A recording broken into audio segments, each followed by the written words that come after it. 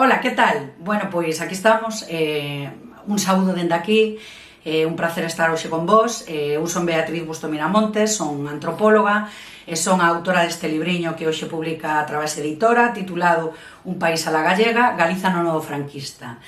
O que me motivou a min a escribir este libro foi, basicamente, pois este día, partillar con todas e todos vos, en formato de libro, todas as conclusións, todo aquilo que eu aprendín na miña investigación doutoral, non? Que foron moitas cousas, pero principalmente como se nos representou aos galegos e ás galegas e a Galiza en xeral, como se nos representou a través do Nodo, que xa sabedes que é un organismo cinematográfico franquista, non?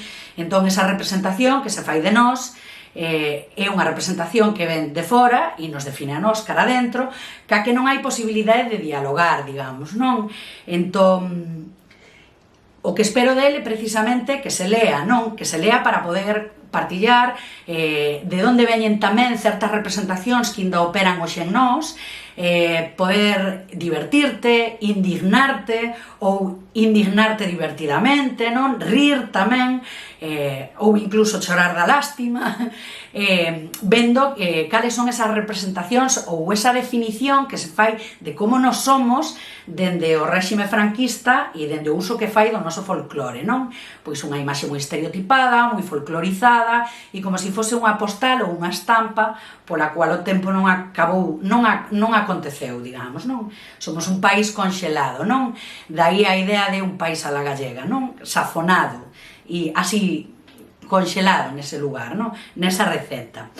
E o que máis pode sorprender del ou da súa lectura, penso que quizáis non é tanto a crítica que fago ao novo franquista e a representación folclorizada que fai de nós, que eso seguramente sexa un lugar pois evidente ou máis evidente, senón que tamén vouche propoñer a través da lectura que reflexiones honestamente sobre canto dese folclorismo ou dese esencialismo que aparecía en Nodo está vivo hoxe a través de nós, a través de ti, a través de min, canto dese folclorismo opera en ti inconscientemente e sin que te des conta, pero que sigue de algún xeito operando unha imaxe ou unha narrativa estereotipada de nós que sigue afectando a súa vez a nosa autoimaxe de nós, non? O xeito no que nos vemos a nós.